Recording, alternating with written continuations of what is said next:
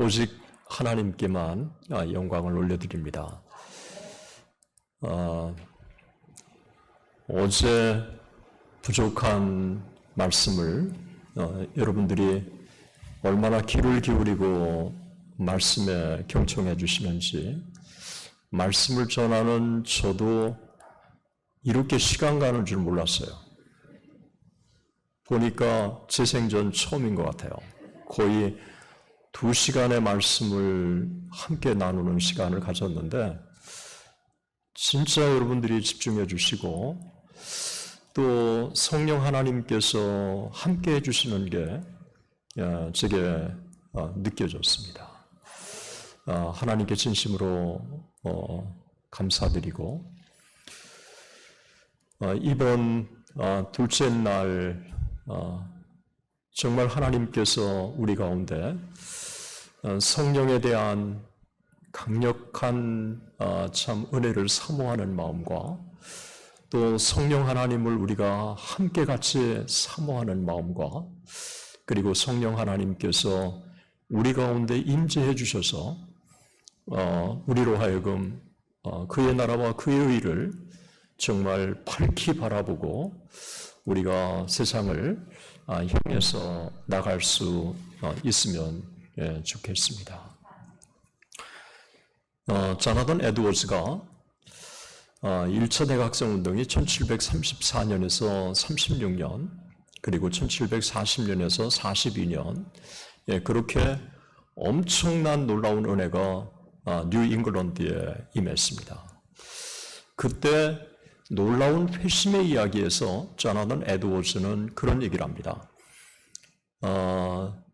16살에서 26살까지의 이 젊은이들을 따로 불러서, 그것도 자기 집에 따로 불러서 그들에게 말씀을 전하고 또 권면하고, 그렇게 한 게 하나님께서 역사해 주셔서 그들이 부흥의 기폭제가 됐다. 16살에서 26살. 저는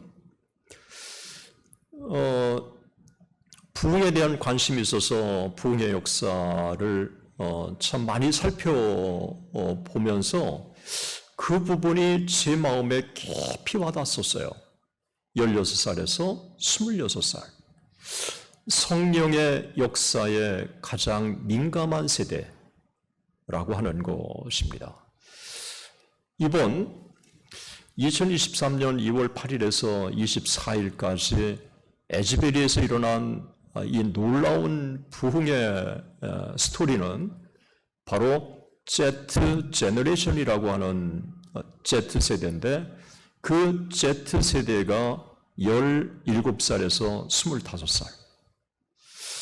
저는 케빈 브라운이라고 하는 에즈베리의 총장께서 부흥이 딱 일어나고 나니까 이것은 성령 하나님이 하시는 것이라고 생각해서 3일 동안 계속 학생들이 밤낮으로 함께 모여서 찬양하고 기도하고 또 죄를 고백하고 또 간증하고 이러면서 이 소문이 주변에 이 윌모어에 퍼지기 시작한 거예요. 그러면서 윌모어에 있는 사람들이 함께 모여들기 시작하고, 또 소셜미디어를 통해서 이 소식이 온 세계에 미국에 전해지니까 유명한 부흥사들이 와서 자기들도 한번 찬양 인도하고 싶다, 그리고 설교도 하고 싶다 그랬는데, 케빈 브라운 총장이 노. 일체 유명인사 세우지 않았습니다. 외부에 어떤 유명한 목사 쓰고 싶다 그래도 노. Z 제너레이션이 찬양을 인도하고 모든 것들을 주관할 수 있도록 이번에 집회 동안에 그렇게 배려한 거예요. 가장 비종교적인 참 그 세대. 기성의 세대에 대해서 환멸을 느끼는 그 세대. 어떻게 보면 2020년 뉴욕타임즈는 Z 제너레이션은 정치적으로 양분된 분열의 희생을 가장 많이 온몸으로 겪었던, 그래서 정치에 대해서도 환멸을 느끼고, 그리고 정말 이 사회에 대해서도 환멸을 느끼고, 그리고 기성세대에 대해서도 환멸을 느끼는 이 Z 제너레이션, 그들 가운데 성령 하나님이 찾아오실 것입니다. 저는 미국에 희망을 보았습니다. 그리고 Z 제너레이션, 이렇게 미국 땅에, 그것도 비종교적이고 그런 세대 가운데서도 성령 하나님께서 역사하셨다고 하는 이 사실이 제게는 굉장히 큰 도전이었고요. 제가 40세에 낳은 아들이 이제 참 20대인데, 제가 아들을 좀 많이 그동안에 내가 몰랐구나. 이 Z 제너레이션이라고 하는 그 세대가 무슨 생각을 갖고 있는지, 자살 충동이 가장 많은 세대. 이 Z 제너레이션의 그 세대에 어떻게 보면 노예는 희망이 없어라고 하는 기성세대가 봤던 그 세대 가운데 은혜를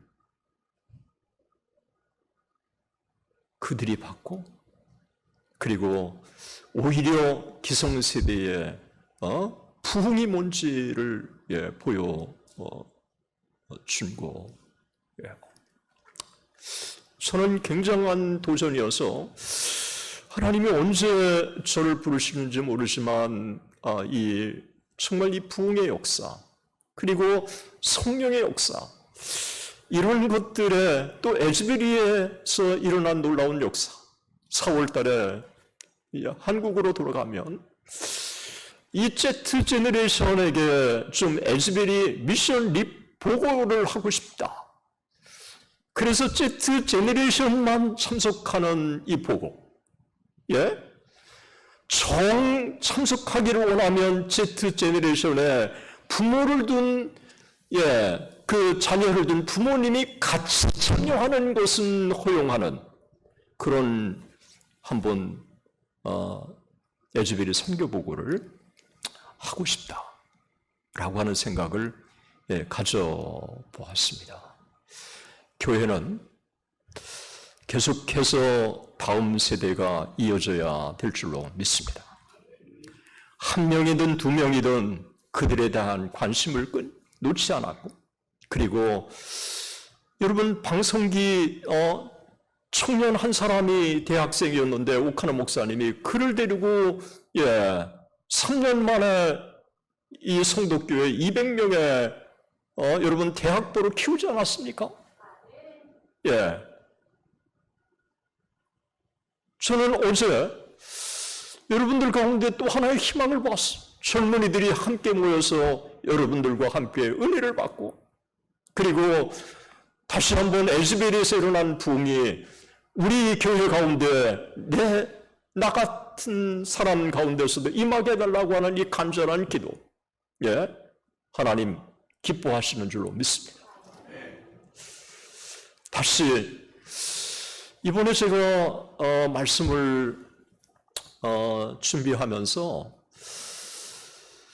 보통 부흥회는 자기가 했던 설교 중에서 잘한 설교 뽑아가지고 부흥회를 인도한다는 얘기를 들었어요. 그런데 이번 토론토 집회는 저로 하여금 새로운 마음으로 이 누가복음의 이 메시지로 한번 저도 이 메시지에 은혜를 받고 싶은 마음에서 이번 토론토 집회는 전체 처음부터 끝까지 처음부터 이 말씀을 새롭게 준비한 메시지예요. 제가 준비하면서 너무너무 힘들었어요. 이거 괜히 또 새로운 마음으로 하겠다고 이 나이가 든 사람이 그래서 이 본문의 말씀과 함께 같이 그냥 씨름하기도 하고 또 말씀을 준비하다가 중단하고 또 에스베리를 다녀오기도 하고 그러면서 또 다시 말씀을 보고 그러면서 하나님께서 제게 깨닫게 해주시는 은혜들이 있습니다. 오늘 이 본문의 말씀도 제게는 큰 도전의 말씀이었어요. 2000년에 평양대부운동 책을 출간하고 그 다음에 제게 관심이 있었던 것은 그러면 세계부흥운동은 어떻게 진행됐을까? 그래서 세계부흥운동사라고 하는 책을 집필을 했고요. 세계부흥운동사를 쓰고 나니까 그러면 성경은 부흥을 뭐라고 말할까? 그래서 성령의 복음이라고 하는 이 책을 거의 한 1000페이지가 되는 책을 제가 더 알고 싶어서 그래서 이 책을 쓰고 나니까 그러면 복음서는 뭐라고 말할까? 사도행전을 제가 살펴보면서 한 가지 분명하게 느낀 게 부흥은 성령의 역사다. 그렇다면 예수 그리스도는 성령과 무슨 관계가 있을까? 그게 저의 관심이었고 또 사도행전의 저자가 의사 누가잖아요. 그러면 의사 누가가 앞서서 누가복음을 기술했다면 그 누가복음에는 예수 그리스도와 성령의 관계를 뭐라고 증거하고 있을까? 이게 저에 대한 관심이었고 이 부분에 대한 깨달음을 이번 토론토의 집회 동안에 함께 나누면 좋겠다라고 하는 생각이고 그래서 오늘 여러분들과 함께 나누는 누가복음 4장 14절에서 22절까지의 말씀도 성령이 내게 임하셨으니 라고 하는 이 본문이에요. 제가 모르겠어요. 저는 성경학자가 아니니까 사도행전을 제가 보면서 고넬료 가정에 베드로가 설교하지 않습니까?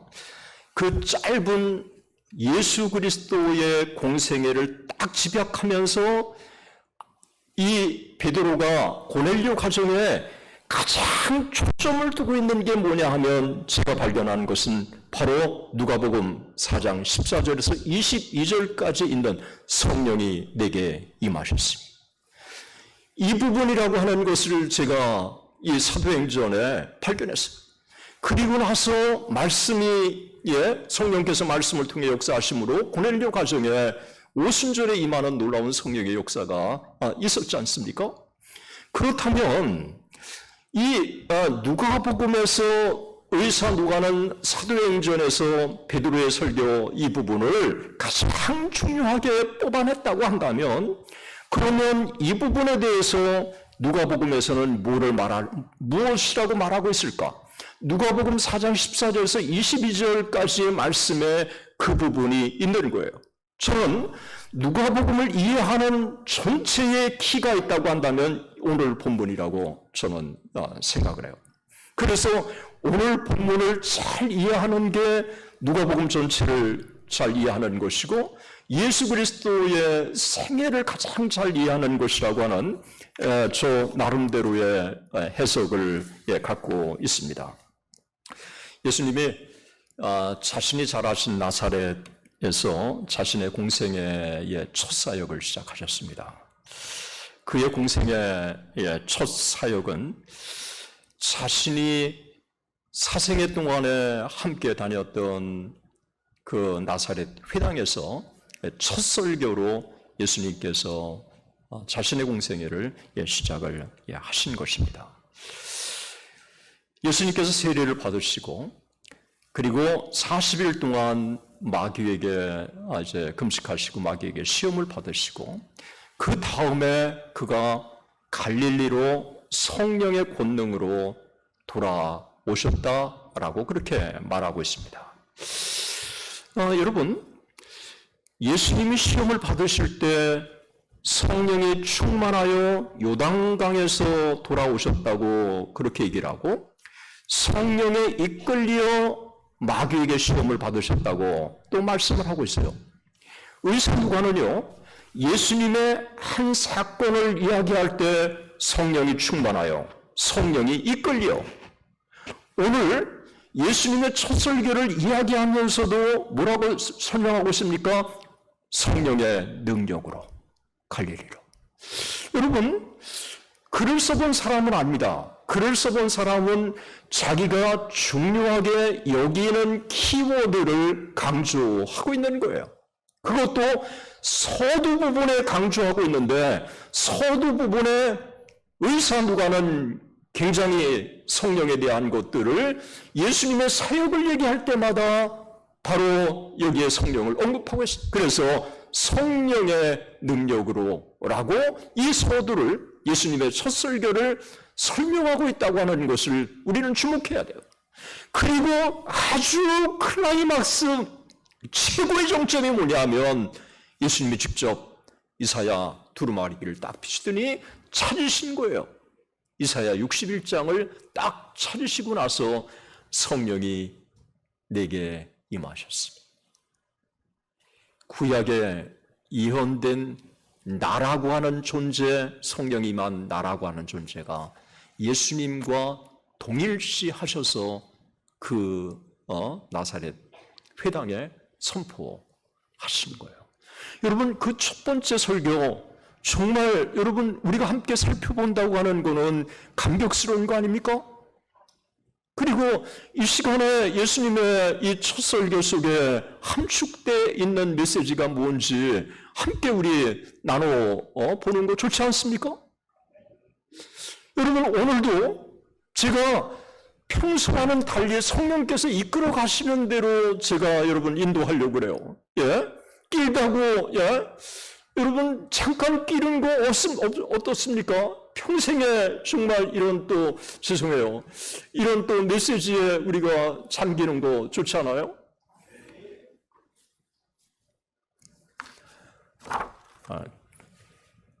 고맙습니다. 예.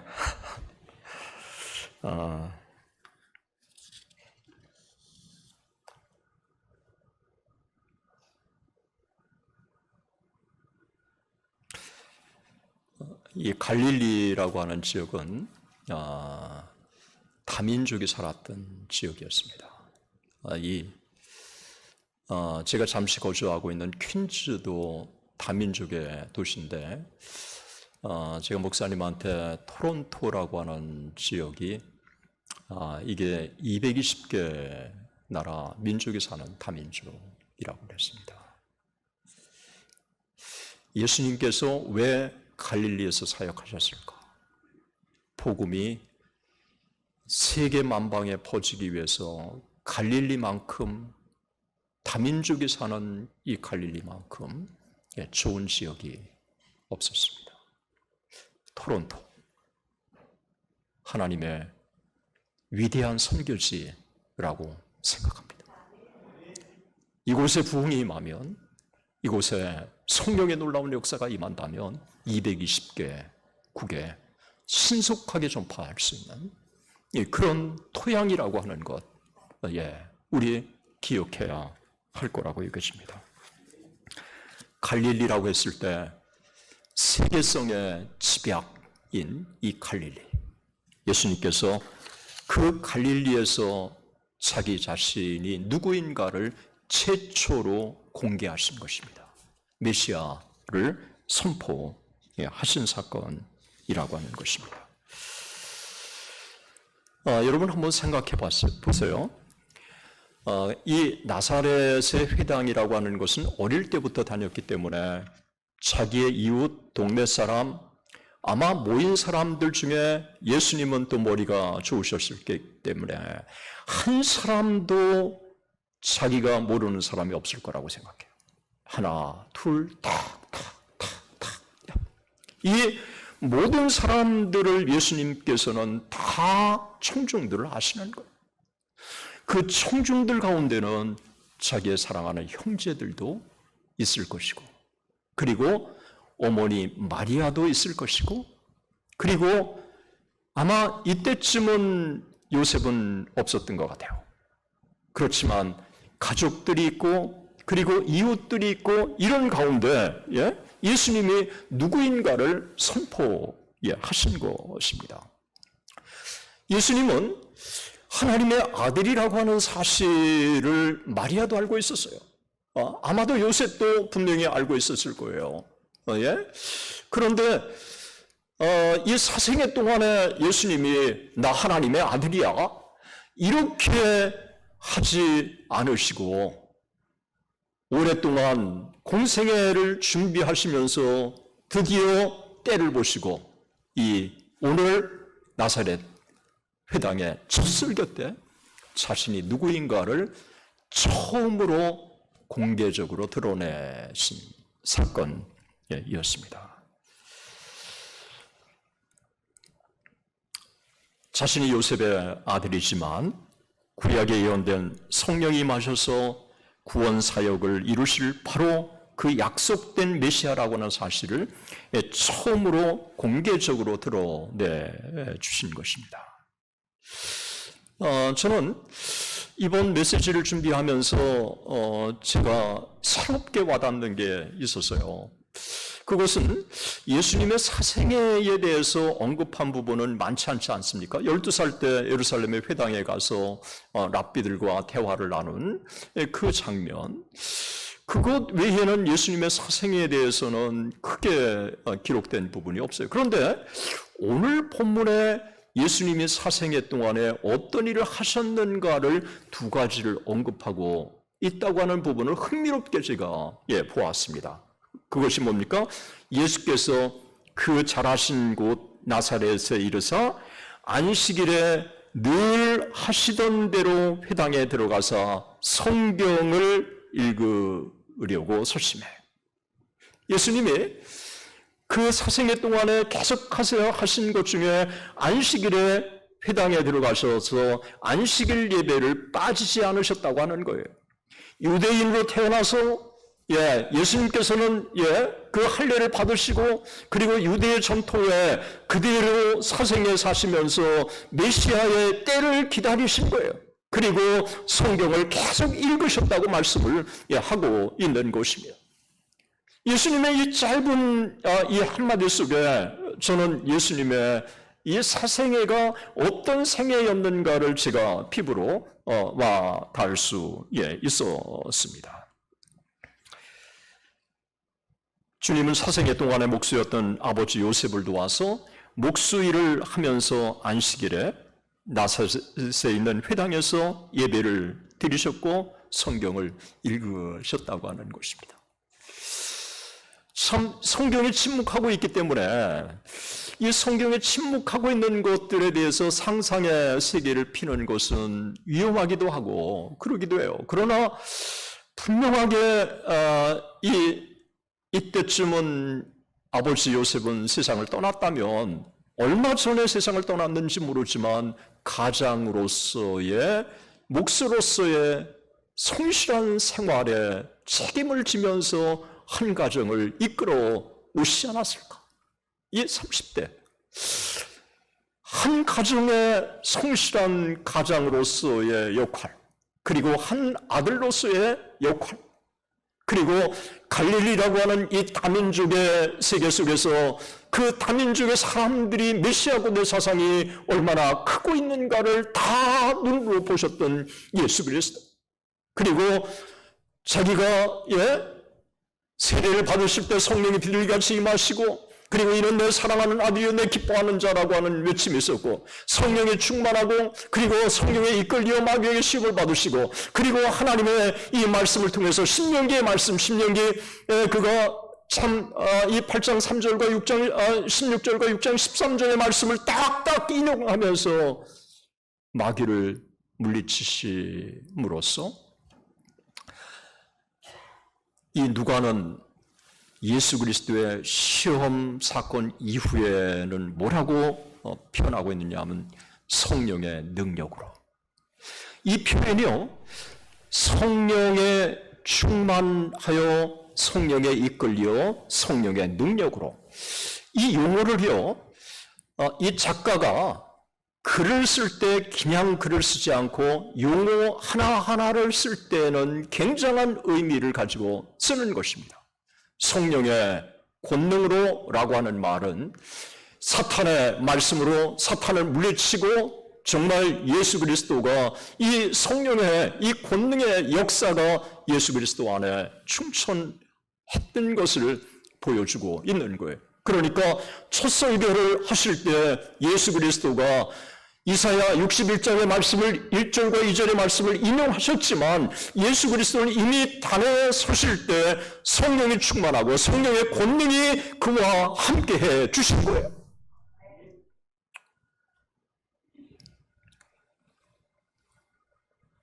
이 단에 목회자는 성령의 충만을 받고 성령에 이끌려 성령의 권능으로 메시지를 선포해야 될 줄로 믿습니다. 우리가 성령의 충만을 받고 성령에 이끌려 성령의 권능으로 세상을 살아가야 될 줄로 믿습니다. 오늘 예수님의 이 모습 속에서 우리는 도전을 받는 것입니다. 그동안 주님은 자신이 이 땅에 대속을 위해 오신 하나님의 아들 메시아라고 하는 사실을 분명히 아시고 계셨지만 그것을 여기서 처음으로 드러내신 것입니다. 예수님이 이사야 두루마기를 펴셔서 읽으신 것이 주의 성령이 내게 임하셨으니 이는 가난한 자에게 복음을 전하게 하시려고 내게 기름을 부으시고 나를 보내사 포로된 자에게 자유를, 눈먼 자에게 다시 보게 함을 전파하며 눌린 자를 자유롭게 하고 은혜의 해를 전파하게 하려 하십니다. 여러분, 이 본문의 말씀은 예수님이 하신 첫 설교의 이 장면을 앞뒤가 다 설명하고 있고 그 예수님이 읽으신 그 장면은 바로 이 장면, 이 말씀이에요. 6절과 7절에 주의 성령이 내게 임하셨으니 우리 한번 이 최후의 여러분 도전은 말씀을 통한 도전 아니겠어요? 우리 이 부분을 같이 한번 읽어보고요. 제가 여러분들에게 좀 기대한다면 이 두 절 저도 암기해 보니까 암기가 되더라고요. 여러분 암기하시면 좋겠다 하는 생각이 좀 들어요. 우리 같이 한번 읽어볼까요? 주의 성령이 내게 임하셨으니 이는 가난한 자에게 복음을 전하게 하시려고 내게 기름을 부으시고 나를 보내사 포로된 자에게 자유를, 눈먼 자에게 다시 보게 함을 전파하며 눌린 자를 자유롭게 하고 주의 은혜를 전파하게 하려 하심이라 하였더라. 아멘. 예수님이 인용하신 것은 이사야 61장 1절과 2절이에요. 제가 어제 와서 딱 보니까 이사야 60장 이 말씀이 있더라고요. 이 말씀과 또 저는 오늘 전하는 이 말씀이 자연스럽게 연결되는구나.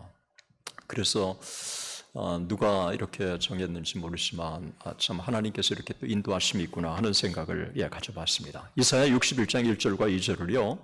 예수님이 그대로 다 액면 그대로 인용하시지 않았어요. 이사야 61장 1절과 2절을 여러분 보시면 주 여호와의 영이 내게 내리셨으니 이는 여호와께서 내게 기름을 부으사 가난한 자에게 아름다운 소식을 전하게 하려 하심이라.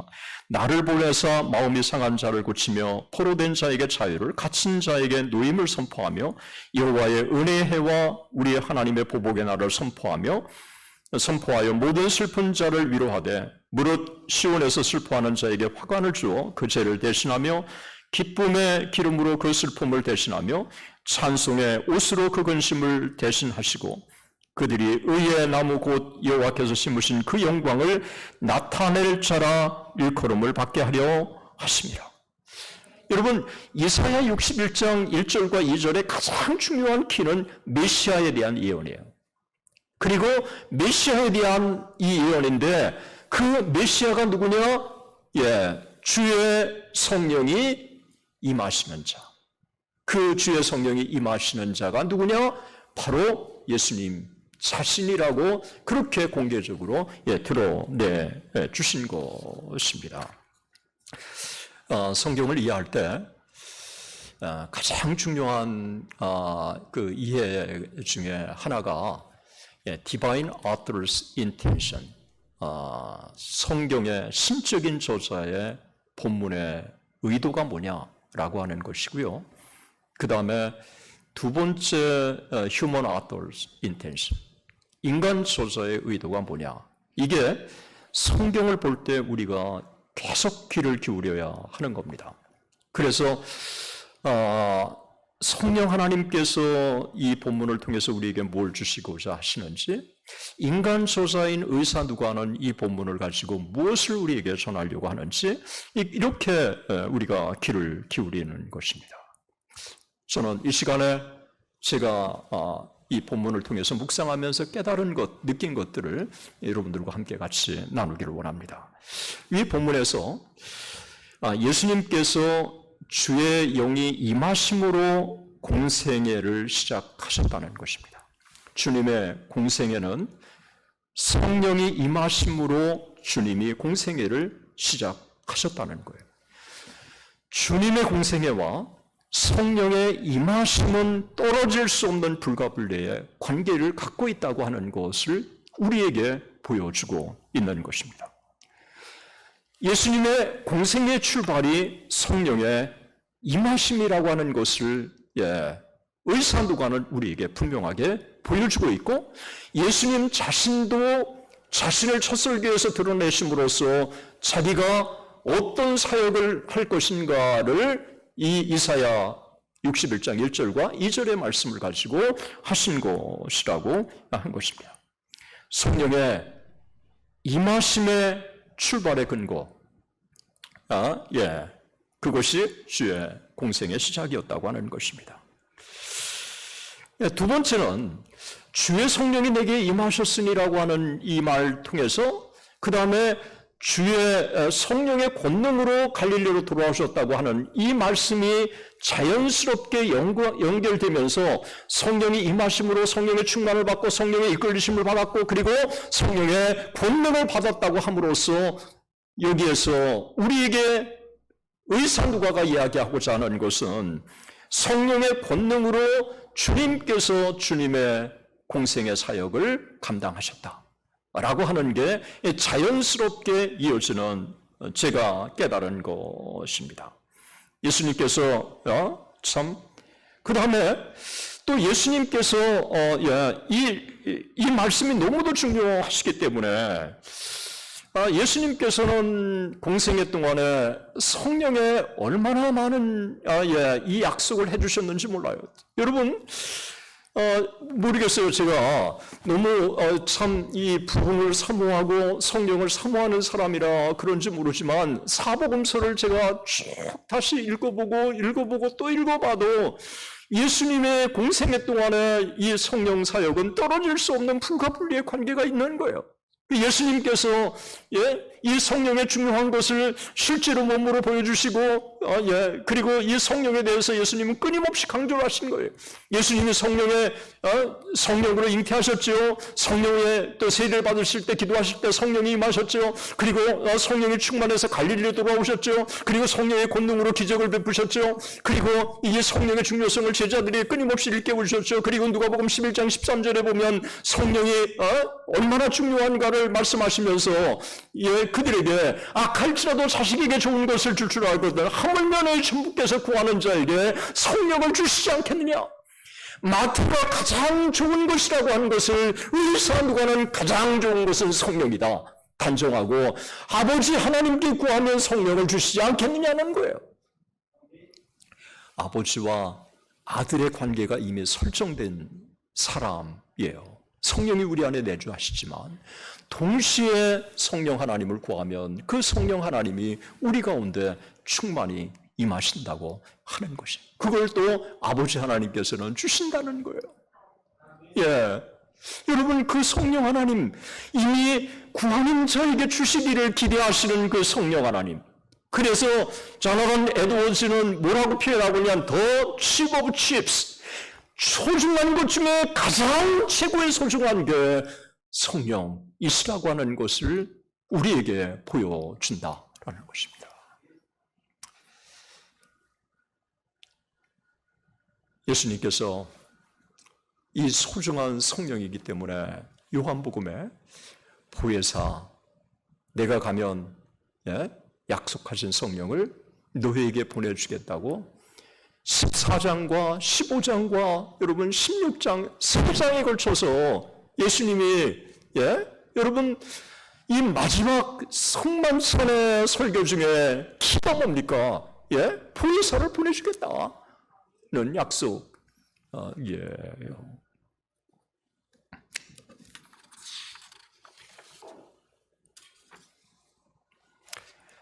부활하신 이후에 예수님께서 제자들에게 요한복음 20장에 보면 나타나셔서 너에게 평강이 있을지어다 하신 다음에 뭐라고 말씀하셨습니까? 아버지가 나를 보내신 것 같이 나도 너희를 보내노라. 예수님은 아버지로부터 보냄을 받은 자라고 하는 이 자의식을 잃지 않고 이 땅에 예수님의 공생애를 사신 거예요. 아버지로부터 파송받은 자.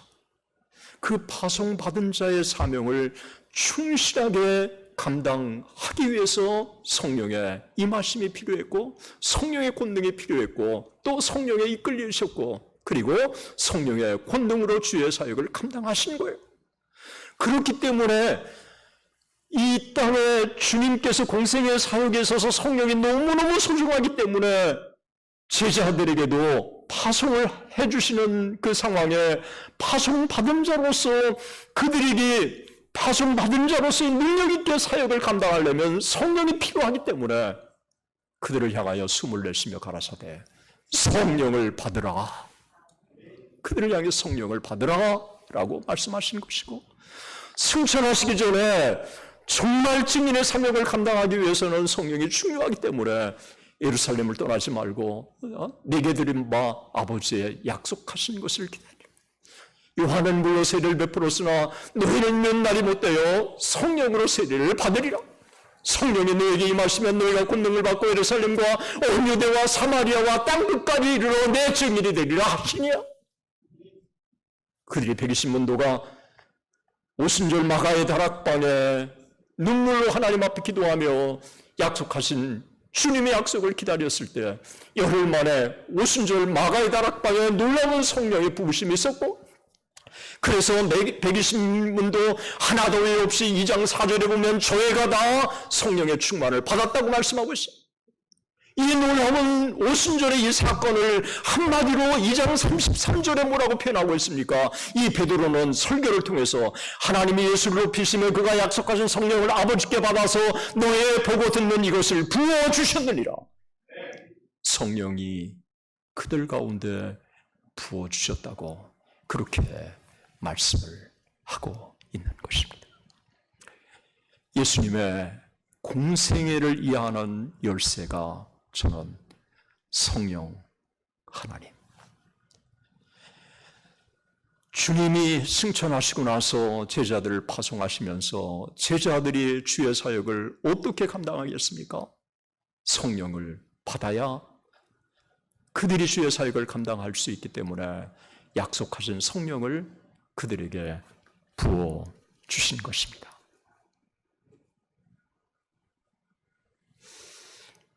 여러분 모르겠어요.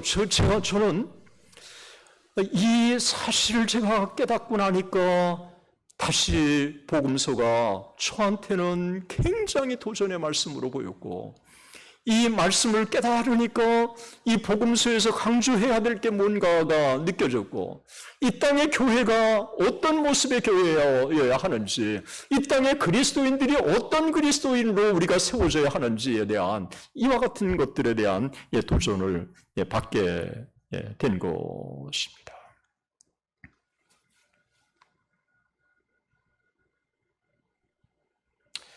예수 그리스도와 이 성령의 관계는 저는 복음서를 이해하는 아주 중요한 열쇠고 오늘날 교회가 나가야 할 방향이라고 생각을 합니다.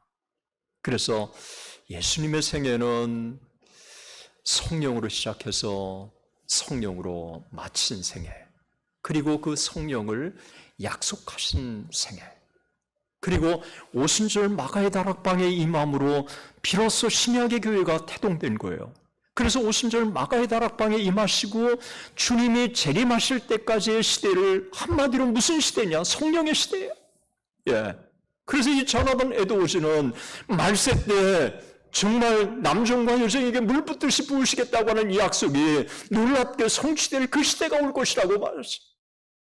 여러분, 21세기에 어떻게 보면 정말 비종교적 시대고 하나님이 계시냐고 하는 그런 시대에 우리 성령 하나님께서는 Z 제너레이션 가운데 찾아오신 거예요.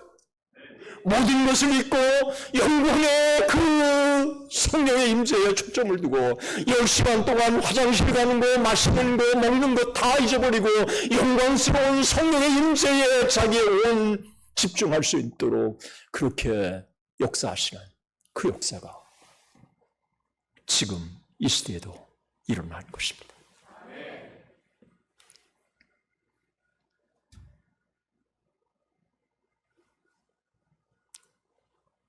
존 칼빈은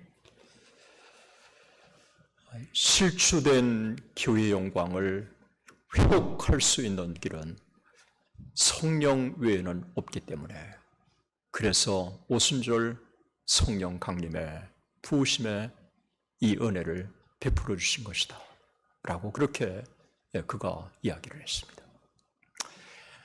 그러면서 이 존 칼빈은 이 땅의 그리스도인들은 성령을 하나님께 사모하고 간구해야 한다 라고 그렇게 도전의 말씀을 줬어요. 이 존 칼빈을 새롭게 발견한 사람이 비비 워필드예요. 이 비비 워필드가 존 칼빈을 표현해서 뭐라고 표현하고 있느냐? The Theologian of the Holy Spirit, 성령의 신학자라고 그렇게 표현을 한 거예요. 여기서 우리에게 중요한 교훈을 얻을 수가 있습니다. 오늘 개인과 교회는 이 부분에 우리가 귀를 기울여야 한다고 생각을 합니다. 성령이 내게 임하셨으니. 예수님께서 성령의 임재를 통해서 공생애를 시작하신 것은 오늘날 교회와 개인의 성령의 임재로 시작해야 한다고 하는 사실을 교훈해 준 것입니다. 예수님께서 공생의 사역을 성령이 임하심으로 비로소 감당하셨던 것처럼 오늘날 교회는 성령의 임하심으로 주의 사역을 감당해야 되고 또 교회에 맡겨진 사명을 감당할 수 있는 것입니다. 오늘날 왜 교회가 문제입니까? 왜 교회가 생명력이 없습니까? 성령이 이끄시는 교회여야 하는데 성령은 뒤로 가고 사람이 지배하는 그런 공동체이기 때문에 그렇습니다. 다시 우리는 사도행전적인 교회로 돌아가야 될 줄 믿습니다. 그리고 그 성령 하나님께서 교회를 이끌어 가시도록 목회자도 그렇고 장로님들도 그렇고 권사님들도 그렇고 모든 이 교회 공동체는 이 땅에 그런 교회로 다시 새로워져야 될 줄로 믿습니다. 이 땅의 교회는 성령의 임재 없이는 온전히 주의 사역을 감당할 수가 없는 것입니다. 여러분, 저는 젊은 날에 정말 너무 부끄러워요. 젊은 날 제가 아팠기 때문에 이 교육을 제대로 못 받았어요. 그래서 시골에 저는 있어서 주일학교 반사는 했는데 토요일마다 그 교회 가리방으로 주보를 긁잖아요. 그래서 주보를 제가 이제 토요일마다 거의 하루를 그냥 그 주보를 만드는데 보내요. 처음에 힘들었는데 형님이 그 일을 하다가 이제 제가 바톤을 이은 거예요. 그 주보를 이제 예쁘게 또 만들고 그러는데 그 주보를 참 열심히 만들어서 주일날 주보를 보면 굉장히 기쁘더라고요. 참 또 보람도 있어요. 그런데 주일날 예배를 드려야 되는데 주보만 보고 있는 거예요. 또 다른 사람이 내가 만든 주보, 오늘 또 주보는 더 예뻐. 이렇게 또 말해주기를 기대하는 마음도 또 은근히 있는 거예요.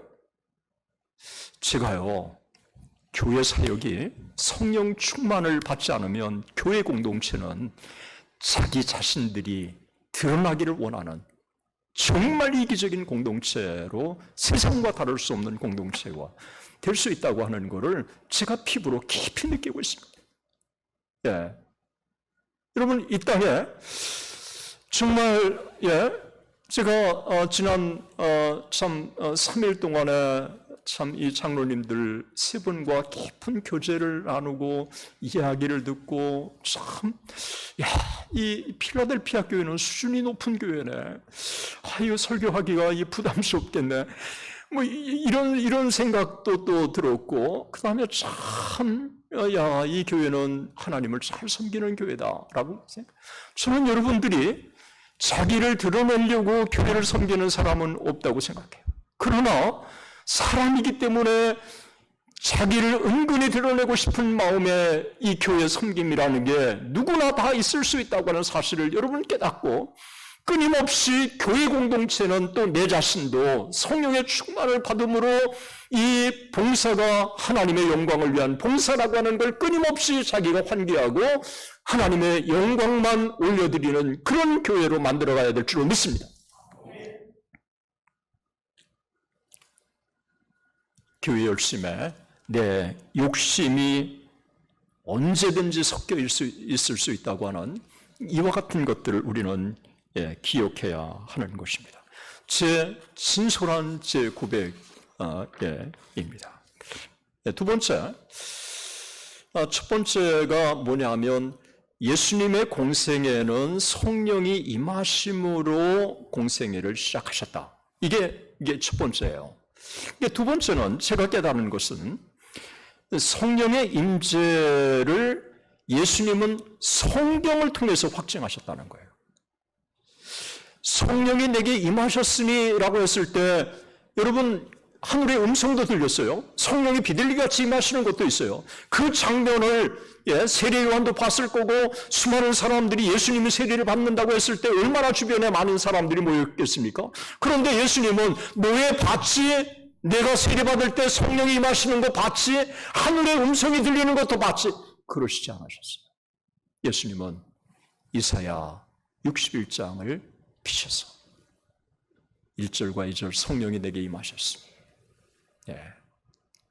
이 말씀을 그대로 그들에게 일깨워 주신 것입니다. 자신의 공생의 출발을 성령의 임하심으로 삼으셨고 그 사실을 성경을 통해서 확증해 나가셨다는 것입니다. 성령의 임재를 경험에 의존하거나 현상에 의존하지 않고 성경을 절대적인 기준으로 삼으셨다고 하는 것을 우리는 기울여야 합니다. 여러분 제임스 패커 성령을 아는 지식, 여러분 성령을 아는 지식 정말 저는 여러 참 읽었어요. 하나님을 아는 지식 못지않게 그 책 좋은 책이에요. 성령을 아는 지식. 그런데 성령을 아는 지식에서 그가 뭐라고 얘기합니까? 성령의 교과서는 성경이다. 그리고 종교개혁의 가장 개혁주의 원리 중에 하나가 성령은 독자적으로 역사하지 않고 말씀을 통해 말씀과 더불어 역사한다는 거예요. 예수님께서는 성경을 통해서 성령의 임하심을 확증해 가셨다고 하는 것을 보여주고 있습니다.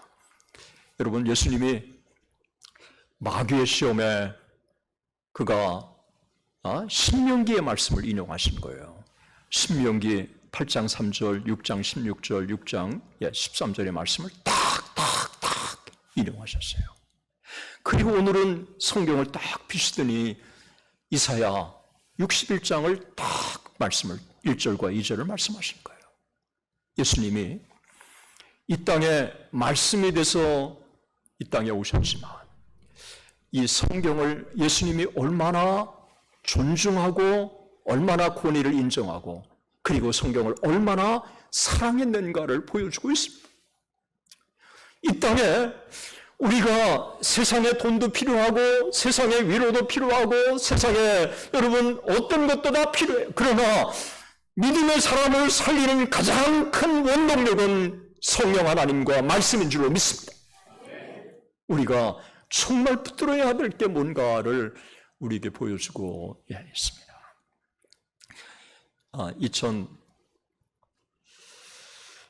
2009년에 제가 12월에 그 암 진단을 받았어요.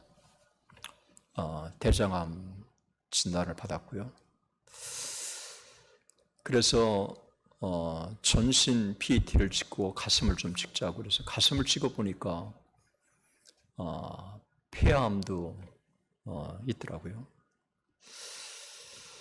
그래서 먼저 대장암 수술을 받고 2009년 12월 그리고 2010년에 1월 달에 폐암 수술을 받았어요. 폐암 수술은 대장암 수술보다 한 5배 정도는 힘들더라고요. 이 큰 대수술을 한 달 반 사이에 2 수술을 받은 거예요. 저는 평생 연구 중독에 워커홀릭이라고 하는 말을 쓰는데 저는 평생 리서치 홀릭에 그냥 빠져버린 사람이에요. 이 몸에 그냥 배서 어떻게 할 수가 없었어요. 수술하고 나서 그 다음에도 연구 논문 쓰던 게 있으니까 계속해서 컴퓨터에 쓰려고 그러는데 이 몸이 안 따라주는 거예요. 이 몸이 따라줘야 뭐 할 텐데 몸이 안 따라주니까 더 이상 할 수가 없어서 그냥 제껴두고 그 다음에 평범하게 그냥 누워서 할 수 있는 게 뭘까? 참 할 수 있는 게 이게 제가 좋아하는 성경 암송을 하고 싶었는데 성경 암송을 해야 되겠다. 그래서 정말 좋아하는 성경 사도행전을 암송해야 되겠다. 그래서 사도행전을 암송을 하는데 이왕이면 더 아주 클리어하게 하기 위해서 영어 New International Version NIV 성경으로 암송하면 좋겠다. 그래서 이 NIV 영어 성경을 가지고 사도행전을 암송하기 시작한 거예요.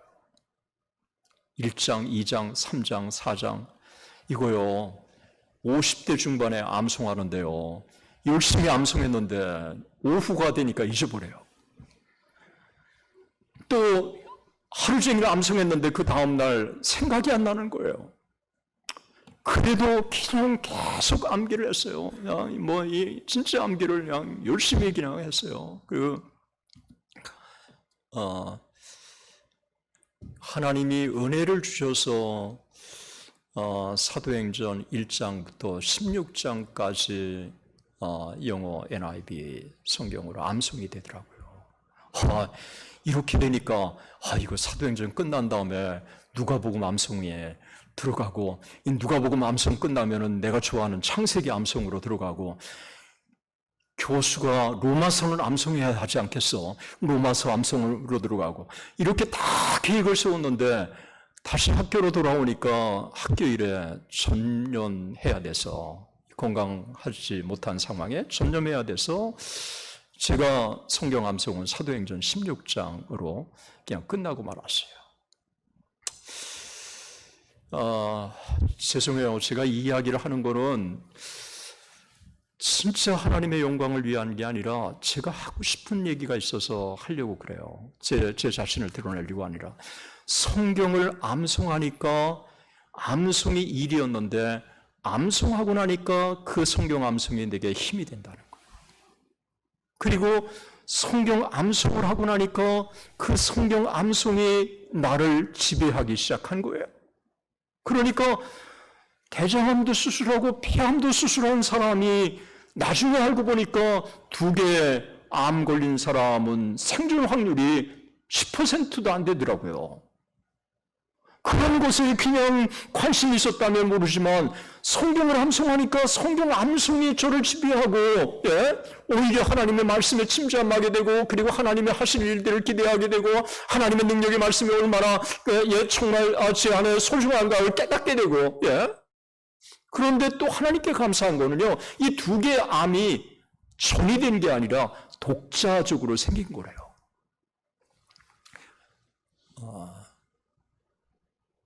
여러분, 제가 제 주변에 성경 암송을 해서 그 성경 암송을 통해서 굉장한 역사를 경험한 사람을 주변에 꽤 여럿 제가 알고 있습니다. 제 제자 중에 한 사람은 성경 통독원을 하는데 성경 통독원을 하는 동안에 성경을 암송하는 동안에 병이 나가고 귀신이 나가고 이런 경험들을 하는 이 간증을 직접 저한테 얘기해 줬어요. 자기 그 교회 옆에 무당이 있었는데 이 무당이 견디지 못하고 이사 갔대요. 성령의 역사가 강하니까 말씀을 계속해서 통독원이니까 말씀을 통독하고 이렇게 말씀의 역사가 강하니까 무당이 귀신이 견디지를 못하고 이사를 가는 거예요. 그 하나님의 말씀은 예수님 당시에도 능력 있고 기독교 2000년의 역사 속에서도 능력 있고 지금도 동일한 능력의 말씀인 줄로 믿습니다. 때문에 우리가 주님이 말씀을 통해서 자기의 성령의 임재를 깨닫게 하시고 그것을 풀어주셨다면 오늘날 여러분 예수님이 얼마나 이 구약의 말씀 여러분 귀신을 쫓아낼 때는 마귀를 쫓아낼 때는 신명기를 인용하시더니 자기의 성령의 부으심을 얘기할 때는 이사야를 또 드러내 주신 거예요. 그리고 또 선지서의 글을 엠마오로 가는 이 제자들이 힘이 없을 때 그들에게 뭐라고 했습니까? 이르시되 미련하고 선지자들이 말한 모든 것들을 마음에 더디 믿는 자들이요 그리스도가 이런 고난을 받고 자기의 영광에 들어가야 할 것이 아니냐 하시고 이에 모세와 모든 선지자의 글을 시작하여 모든 성경에 쓴 바 자기에 관한 것을 자세히 설명하시니라. 이 구약의 말씀이 예수님께서는 구약의 말씀이 어떤 의미인가를 하셨고 구약의 말씀 중에서 그 말씀이 내게 무엇을 지시하고 무엇을 또 성취하는가를 예수님은 정확하게 아셨다고 하는 거예요. 예수님은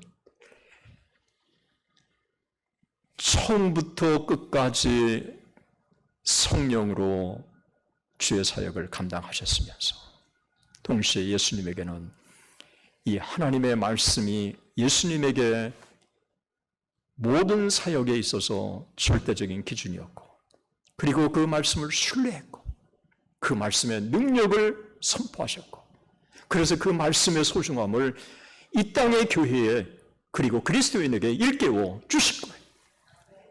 여러분 이 땅의 교회에 정말 성령의 임재와 성령의 부으심과 성령의 이 충만을 우리가 이 땅의 교회는 끊임없이 사모해서 성령이 우리 가운데 임하도록 우리가 간절히 하나님 앞에 기도해야 하는 것입니다. 그러나 동시에 이 성령은 말씀을 통해서 말씀마다 역사하기 때문에 우리가 말씀을 암기하고 말씀을 묵상하고 말씀을 우리가 함께 나누고 그리고 말씀을 공부하고 이런 가운데 말씀을 통해서 하나님의 이 놀라운 권능을 우리가 체험할 수 있는 줄로 믿습니다. 오늘날 교회가 이 말씀을 제대로 가르치지 않으니까 말씀에 목마른 사람들이 신천지 이단에 빠진다고 그렇게 얘기를 들었어요.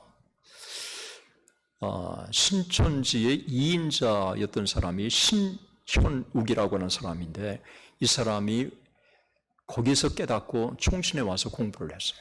그래서 저하고 좋은 관계를 참 갖고 있는데 이 신현욱이라고 하는 이 신천지의 출신의 지금 예장합동의 목사가 있습니다.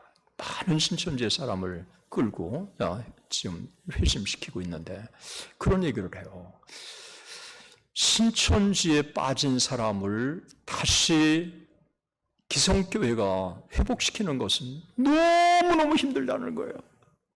그런데 기성교회 교인들이 신천지가 무엇인지 하나님의 말씀이 무엇인지를 가르쳐서 예방하는 게 너무너무 중요하다고 하는 거예요.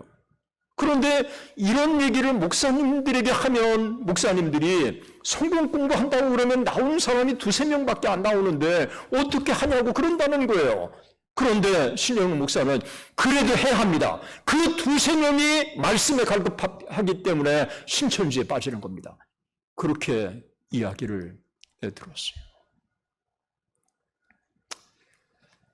필라델피아 교회. 정말 성령이 충만한 교회, 동시에 말씀이 충만한 교회가 되시기를 주님의 이름으로 축원합니다.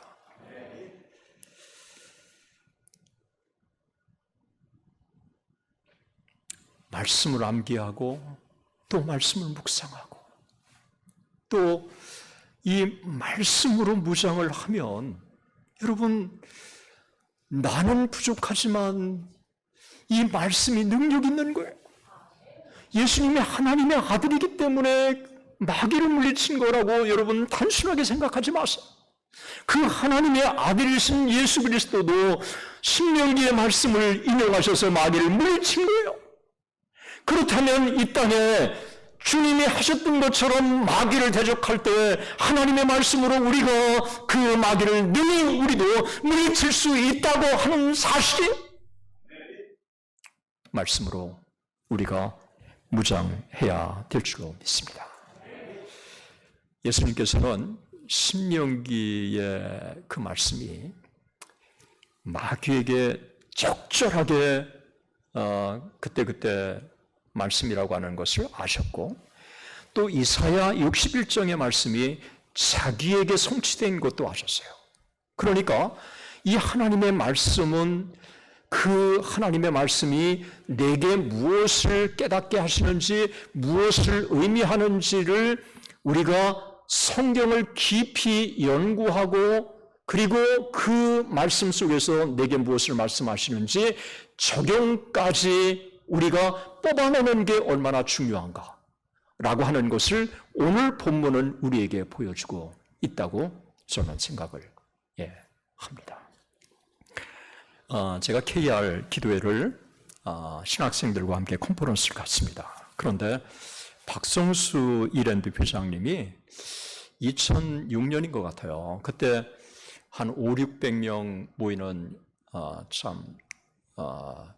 그때는 500~600명은 안 됐나요? 꽤 많이 모였어요. 한 300~400명은 됐을 거예요. 모였는데 그때 그러는 거예요. 자기가 말씀 묵상을 계속 하는데, 그런데 까르푸를 인수하라고 자꾸 마음을 주시더래요. 말씀을 묵상하는데. 그래서 그 다음에 또 말씀을 묵상하는데 또 까르푸를 인수하라고 자꾸 그러신다는 거예요.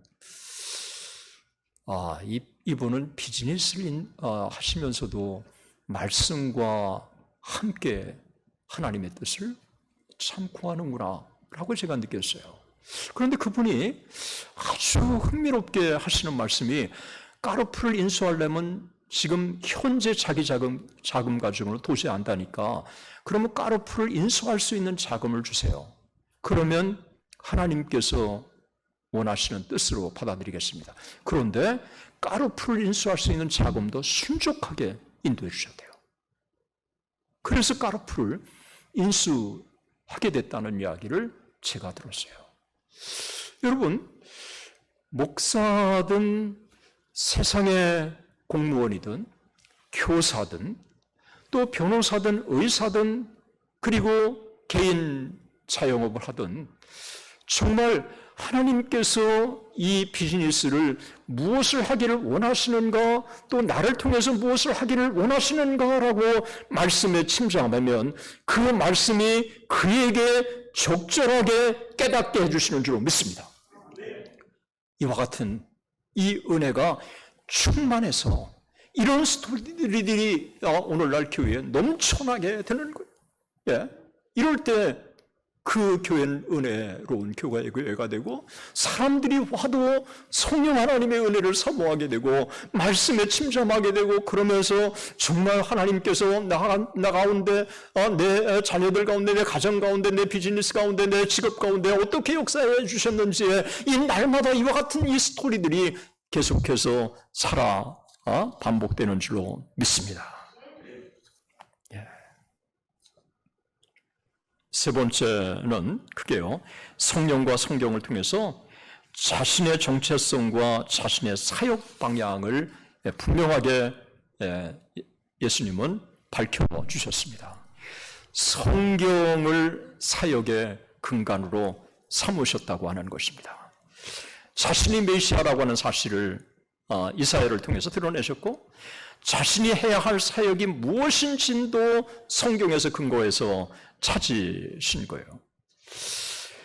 참 여기서요, 오늘날 교회는 성령이 임하셔야 하고 성경의 진리를 정확하게 분별하는 것이 절대적으로 필요하고, 그러면서도 정확하게 교회와 자신에게 해야 할 정말 하나님 나라를 위한 사역, 내가 이 세상에서 해야 할 사역, 그리고 내 비즈니스 통해서 무엇을 원하시는지를 우리는 귀를 기울이고 우리가 나가야 한다고 하는 것을 보여주고 있는 것입니다. 오늘 본문의 말씀에 우리 한번 다시 주님께서 이사야서를 인용하시면서 하신 말씀을 우리가 주목해 보십시다. 주의 성령이 내게 임하셨으니 이는 가난한 자에게 복음을 전하게 하시려고 내게 기름을 부으시고 나를 보내사 포로된 자에게 자유를, 눈먼 자에게 다시 보게 함을 전파하며 눌린 자를 자유롭게 하고 주의 은혜의 해를 전파하게 하려 하심이라. 여기 이사야 61장 1절과 2절에서 우리 주님께서 무엇을 드러내셨냐? 자신이 누구인가를 내게 두 번, 그 다음에 나를. 이 이사야에 있는 말씀을 예수님께서는 수편적으로 예수님에게 그대로 적용하셨어요. 여러분, 이 하나님의 말씀에 침잠한 사람들에게, 성령에 충만한 사람들에게 공통적인 게 있어요. 하디도 그래요. 하디도 1903년에 그가 놀라운 부흥의 주역을 쓰임받고 자기에게 실패가 안겼던 지경토로 가기 전에 새술막에서 하나님 앞에 금식하며 하나님 앞에 기도할 때요, 자기가 그 구약의 말씀이 자기에게 주시는 말씀으로 액면 그대로 받아들인 거예요. 그러니까 그 메시지가 그 청중들 가운데 성령을 통해서 강하게 역사해 주신 거예요. 그 하나님의 그 말씀이 내게 주시는 권능의 말씀으로 받아들였기 때문에 그 말씀이 내게 그대로 적용되고 또 성취되는 거예요. 이런 은혜 주님께서 보여주셨는데 우리에게도 있어야 될 줄로 믿습니다. 예수님은 구약에 약속된 메시아라고 하는 사실, 그리고 가난한 자에게 복음 전파, 포로된 자에게 자유, 눈먼 자에게 다시 보게 함을, 눌린 자에게 자유하게 하고, 그리고 주의 은혜의 빛을 전파하게 하려 합니다. 저는 이 땅의 교회가 어떤 교회인지 제가 더 많은 연구를 지금 해야 할 과제가 남아있어요. 예수님께서 여기 보면 포로된 자에게 자유를, 눈먼 자에게 다시 보게 함을, 그리고 눌린 자에게 자유케 한다는 이 세 가지를 계속해서 반복적으로 말씀을 하시는데, 또 가난한 자에게 복음을 전파한다. 이게 다 영적으로만 풀어야 될 건가? 영적으로만 풀어야 될 건가? 예수님은 마태복음 4장 23절과 24절에 보면 갈릴리에 두루다니사 그들의 회당에서 가르치시고 천국 복음을 전파하시고 백성 가운데 모든 병과 모든 약한 것을 고치시니 라고 말씀하고 있습니다. 그렇다면 예수님께서는 가르치시고 전파하시고 치료하시는 역할을 주님이 하셨다고 하는데, 그 치료하셨다고 하는 사역이 병 가운데 분명한 치료, 그것도 백성 가운데 모든 병과 모든 약한 것을 치료해 주셨다고 하는 이 치료의 사역인데, 주님이 하셨던 사역을 이 땅의 교회가 본받아야 한다면 정말 우리가 구원 복음의 선포만 교회가 해야 할 것인가? 저는 이 부분에 굉장히 점점 더 나이가 들고 제가 성경을 알고 그러면서 오늘날 보수주의자들이 귀를 기울여야 될 이 부분이 아닌가 그렇게 생각을 해요. 여러분, 보수주의자들은 영혼의 구원만 집중하고 있어요. 진보주의자들은 소셜 가스펠, 사회복음만 이야기하고 있어요. 양쪽으로 너무너무 갈리고 있어요. 우리 주님은 이 두 개가 별개가 아니라고 하는 것을 끊임없이 주님의 공생애 동안에 일깨워 주신 거예요. 저는 제가 점점 더 깨닫고 있는 바입니다. 교회는 죄에서의 구원의 복음의 선포도 필요하지만 우리는 교회는 사회적 책임도 충실하게 감당해야 한다는 것입니다. 우리가 주님이 이사야 61장 1절과 2절의 말씀을 통해서 우리에게 보여주시고 있는 이 부분이라고 저는 여겨지는 것입니다. 네 번째로 우리가 이 본문의 말씀 속에서 주목해 볼 게 하나 있습니다. 그 본문의 말씀이 22절입니다. 22절을 같이 한번 읽어보면 좋겠습니다. 함께 읽겠습니다.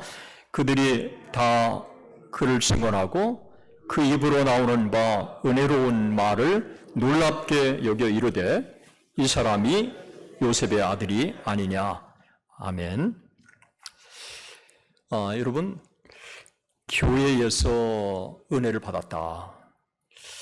이런 얘기를 저도 많이 들어요. 목사님 오늘 은혜 받았습니다. 라는 얘기를 많이 듣는데 은혜 받았다고 하는 게 나를 축복해 주는 메시지이기 때문에 아니면 이게 듣고 싶은 이야기이기 때문에 나에게 격려를 주는 이야기이기 때문에 은혜를 받았다. 그건 물론 은혜라고 하는 것을 저는 거부하고 싶지 않아요. 그런데 오늘 본문은 교회에서 정말 은혜가 뭔지 이 부분에 대한 선명한 이 교회의 가르침의 메시지라고 여겨지고 이 부분을 교회는 명심해야 한다는 생각을 제가 가져봤습니다. 여기 그의 입으로 나오는 바 은혜로운 말, 그의 입으로 나오는 바 은혜로운 말. 이 말이 뭘까요? 구약의 그 예수 그리스도에 대한 예언이 어떻게 예수 그리스도에게 성취됐는가를 그 나사렛이라고 하는 자기가 늘 다니던 그 교회에 부모님도 있고 형제도 있고 다 아는 사람들이 있는 가운데 그 이사야 61장 1절과 2절의 말씀이 어떻게 자기에게 성취됐는가를 그들에게 일깨워 준 거예요. 그러니까 우리가 정말 은혜로운 말이라고 하는 것은 구약에 예언된 말씀이 어떻게 신약에 와서 성취됐는가를 잘 깨닫는 게 이게 은혜의 근간이라고 하는 거예요. 다시 말하면 은혜의 정확한 그 근거는 하나님의 말씀이어야 한다는 것입니다. 이거요, 목사님이 아름다운 간증을 해서 도전이 될 수 있어요. 하나님은 사용하시기 때문에 그래요. 그리고 또 책에서 읽으신 거 다 얘기한 것도 좋을 수 있어요. 그러나 그 은혜의 가장 중요한 근간이 뭐냐고 했을 때 하나님의 말씀인 줄로 믿습니다. 예수님께서는 이사야 61장 1절과 2절의 말씀을 풀어서 자기에게 적용되게 했을 때 청중들 가운데 은혜 받았다 라고 하는 것을 이 청중들이 느낀 겁니다. 이거요, 참 이 부분에 있어서 예수님께서는 메시아예요. 이 땅의 메시아이심을 선포하신 거예요. 그러니까 어떻게 보면 메시아 선포라고 하는 게 예수님에게는 굉장한 영광인 것처럼 보이지만 여러분, 이 루이스 볼코프가 얘기한 것처럼 이 땅에 예수님이 태어나신 것 자체, 그리고 공생애, 그리고 십자가에 죽으심, 그리고 이 모든 것들이 낮아지심이에요. 낮아지심. 한 인간이 되어서 우리의 구속을 위해서 이 땅에 오신 거예요. 그런데 예수님이 나의 가운데 응했다고 얘기하지 않고 너의 가운데 너의 귀에 응하였노라. 너의 귀에. 예수님의 예언의 성취가 그 모인 회중들에게 축복이라고 하는 것을 말씀해 주고 있는 거예요. 우리가 주님의 이 예언의 약속, 이 하나님의 말씀, 그것으로 무장하는 게 행여 하나님에게 무슨 영광을 돌리거나 그런 게 아니라 진짜 하나님의 말씀을 통해서 무장하고 승부하고 그러는 게 내게 얼마나 큰 축복인지를 오늘 예수님은 일깨워 주셨다고 저는 그렇게 제가 깨달아졌어요. 이 땅에 우리가 정말 이 하나님의 말씀이 은혜의 기준이어야 한다고 하는 것을, 그리고 이 하나님의 말씀을 깨닫지 못한 것을 깨닫는 것이 은혜라고 하는 사실. 그래서 예수님은 은혜가 무엇인지를 우리에게 일깨워 주신 거예요. 우리가 흔히 은혜라고 하면 내가 듣고 싶은 것, 그리고 내게 좋은 이야기, 그리고 실망된 내게 용기를 해주시는 거로 드라마에서 경험한 감동적인 이야기, 이런 것들이 은혜 받았다라고 하는 오늘날의 이 개념은요, 세상적인 개념이라고 생각해요. 정말 하나님의 말씀의 깨달음이 내게 진정한 은혜, 그래서 그 하나님의 말씀이 내가 세상을 이기고 마귀를 이기고 비즈니스에 속에서 타협하지 않고 승리하도록 만들어주는 비장의 그 말씀의 능력, 그것이 깨달아지고 내게 적용될 때 그게 정말 큰 은혜인 줄로 믿습니다. 이런 은혜가 충만한 교회가 돼야 되지 않을까요? 성령이 이끌어 가시는 교회, 그리고 말씀이 충만하면서 그 말씀이 내게 성취돼 가고 적용돼서 이런 스토리들이 정말 많이 이야기되고 하나님께 그 이야기를 통해서 영광을 올려드리고, 그런 이야기들이 넘침으로 말미암아 주변에 많은 사람들이 그 교회, 성령이 지배하시는 교회, 성령이 인도하시는 교회, 성령이 이끄시는 교회, 말씀이 충만한 교회, 말씀으로 승부를 하는 교회, 말씀이 삶을 변화시키는 교회, 이런 고백들이, 스토리들이 넘치는 교회가 되어야 되지 않을까요?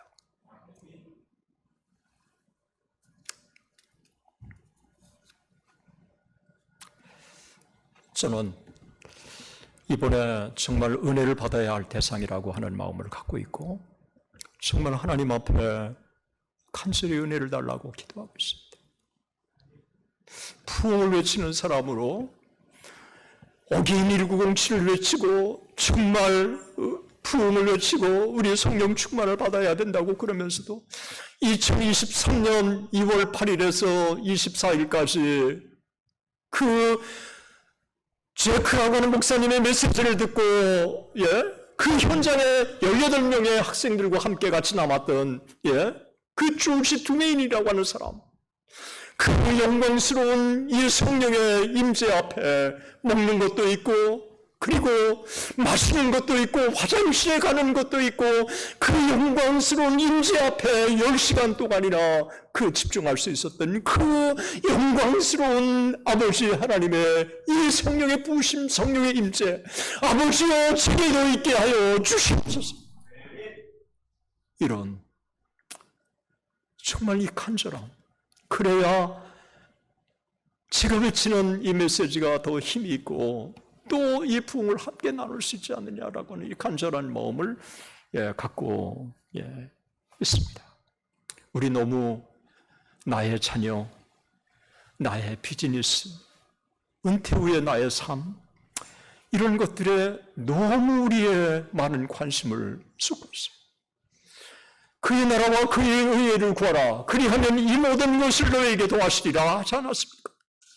정말 저도 이제 제가 이 남은 생애가 어떤지 모르지만 이 부흥을 함께 나누고 함께 꿈꾸고, 그리고 하나님의 역사가 얼마나 기독교 역사 속에서 위대한지, 그리고 에즈베리 역사가 얼마나 놀라운지, 1903년에 원산부운동 때 얼마나 합의를 사용하셨는지, 그래서 1907년에 평양대부운동으로 이루어졌는지, 이런 것들을 함께 나누는 그 일이 제게 주어진 일이 아닌가 하는 생각을 가져봅니다. 하나님께 맡기고, 하나님께 맡기고.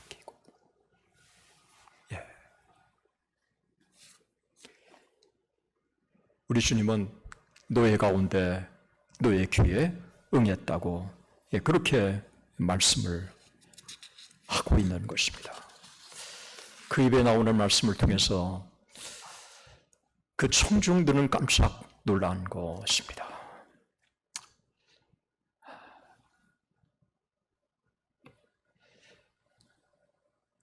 주님의 메시지에 이들이 은혜를 받았다고 하는 장면과 더불어서 이 예리한 의사 누가 한 부분을 기록하고 있어요. 그 기록이 뭘까요? 한번 우리 또 다시 본문으로 돌아가서 잠깐 여러분 주목해 주시면 좋을 것 같습니다. 맨 마지막에 22절을 여러분 주목해 주시면 좋을 것 같아요. 다시 한번 좀 읽어보겠습니다.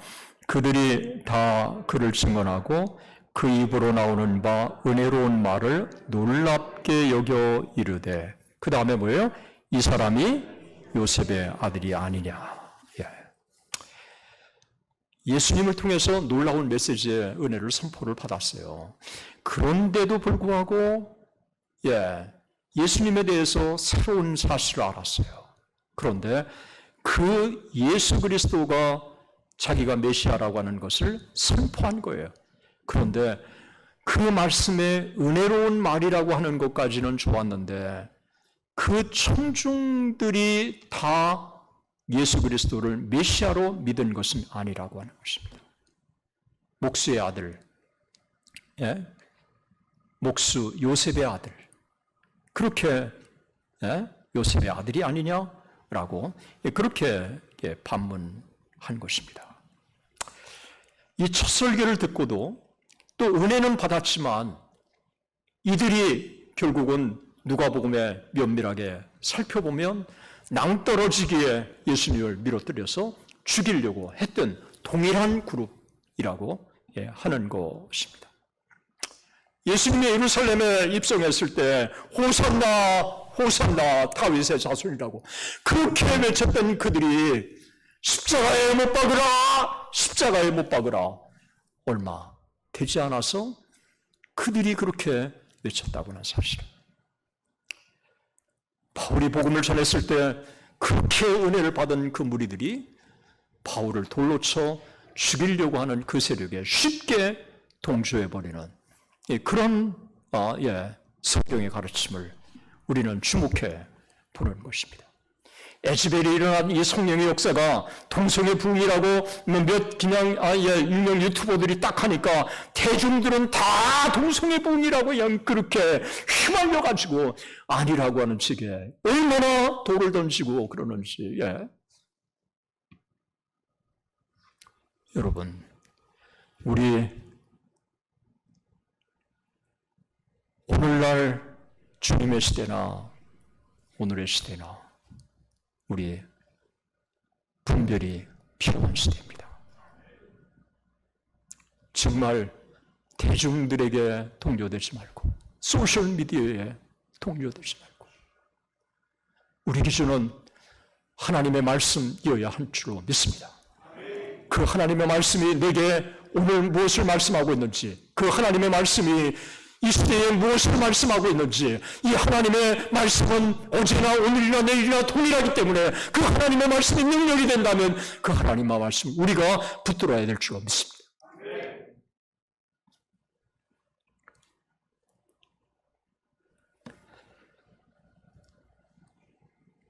저는 오늘 주님 말씀을 통해서 교회의 본질적인 사명이 무엇인가를 깨닫게 됐습니다.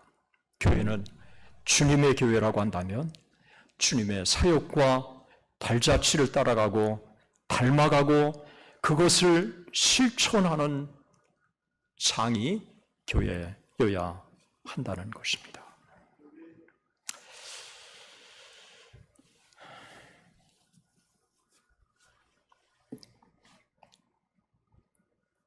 이제 말씀을 좀 정리하기를 제가 좀 원합니다. 교회를 다시 살리시는 영은 성령 하나님이십니다.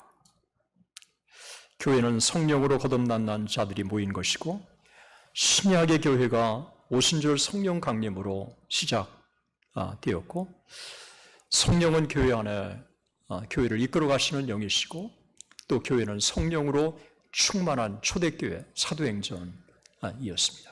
그래서 이 교회는 우리라고 하는 성령으로 거듭난 자들의 우리와 이 성령이라고 하는 것을 동격으로 했어요.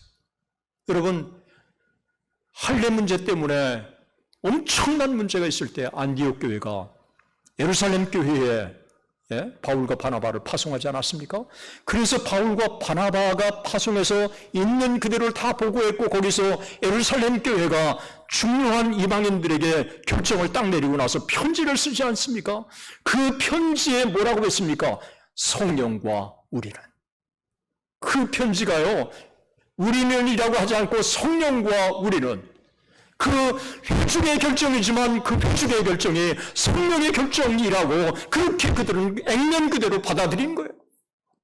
그런데 우리와 성령이라고 하지 않고 성령이 앞에 있습니다. 성령과 우리는.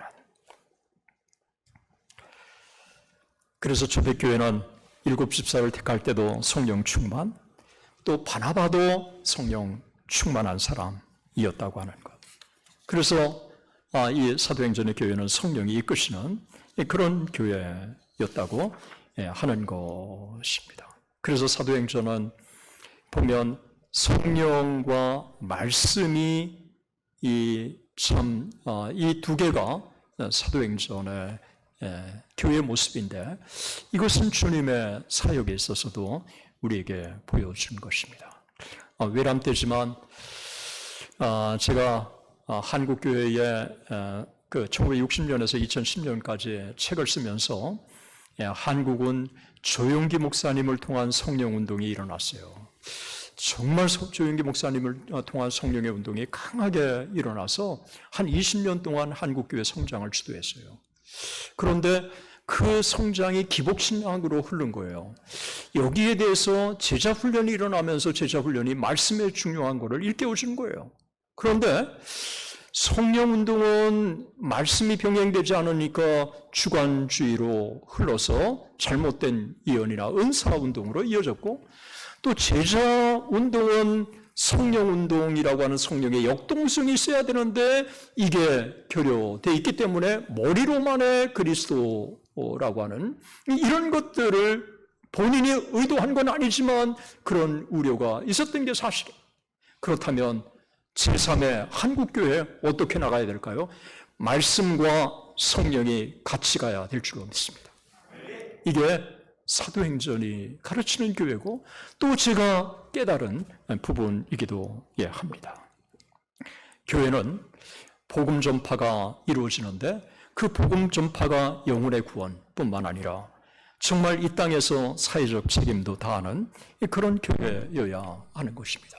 여러분, 복음 전파 정말 우리가 때를 얻든지 우리가 못 얻든지 해야 된다고 생각을 해요. 빌리 그레함이 이런 고백을 한 적이 있어요.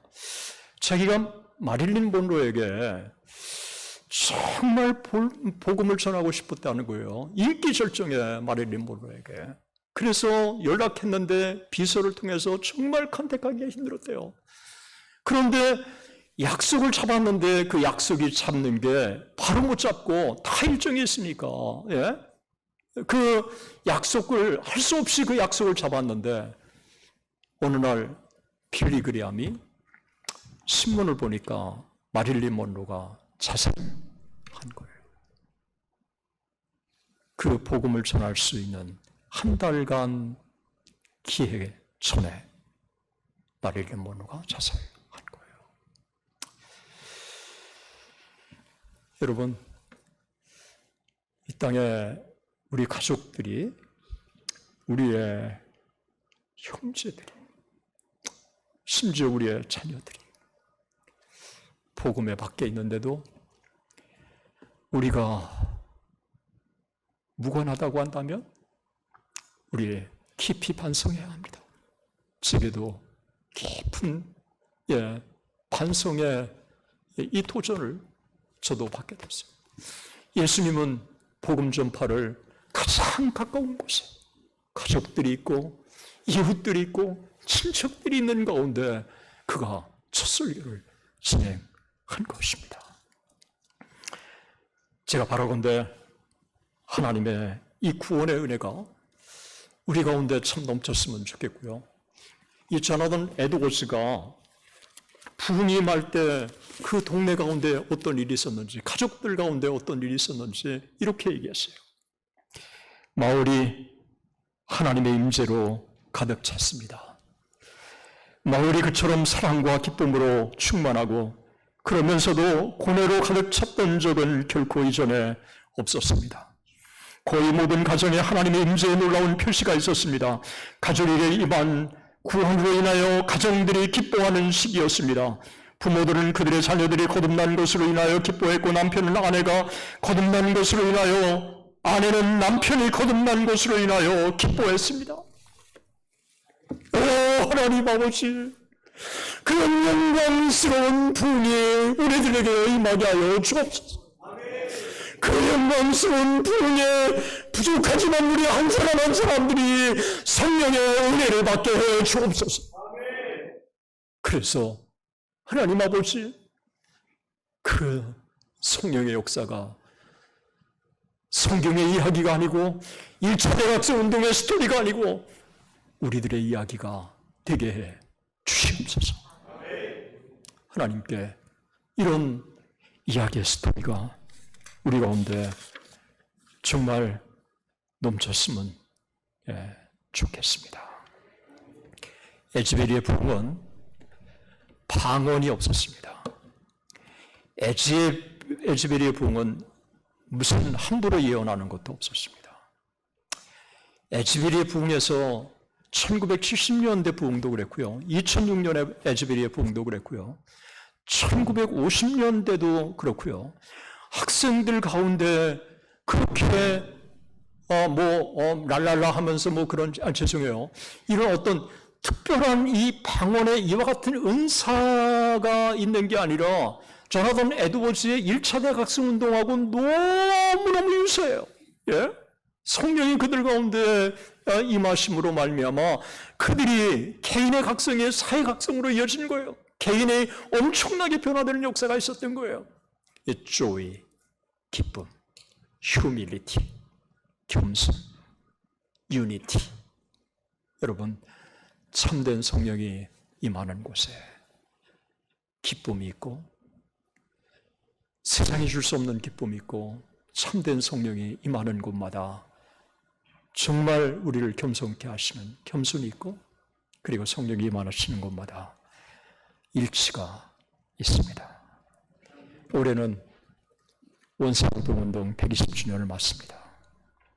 토론토 대학을 다녔고, 토론토 대학의 YMCA 파송을 받고 조국을 떠나서 25살의 나이에 제임스 게일이 한국에 왔고, 제트 제너레이션 25살에 한국에 왔고, 그리고 하디는 토론토 의과대학을 졸업하고 의사가 돼서 한국에 젊은 날 20대 중반에 한국에 왔고, 여러분, 이 토론토, 우리는 은혜에 비친 곳, 복음에 비친 곳, 우리 조국교회 부흥을 가져다 주었던 이 토론토, 이 토론토에 이 동성애가 우글거리는 이 마드리스와 그 다음에 샌프란시스코, 암스테르담, 그리고 보니까 이 캐나다가 세 번째더라고요. 마드리스, 암스테르담, 그리고 이 토론토. 여러분, 이 동성애를 저는 보면서 이 우상이 정말 이 가득한 곳이라고 하는 그런 개념으로 집에는 다가왔어. 여러분, 에즈베리에 가니까 에즈베리에는 술집이 없어요. 90%가 크리스찬들이에요. 그곳에 가니까 성령이 그 도시를 지배하셨어요. 위튼에 가니까 술집이 없어요. 위튼 대학 안에 놀라운 붐이 일어나니까 성령이 위튼이라고 하는 도시를 지배했어요. 토론토 성령이 지배하기를 주님의 이름으로 축원합니다.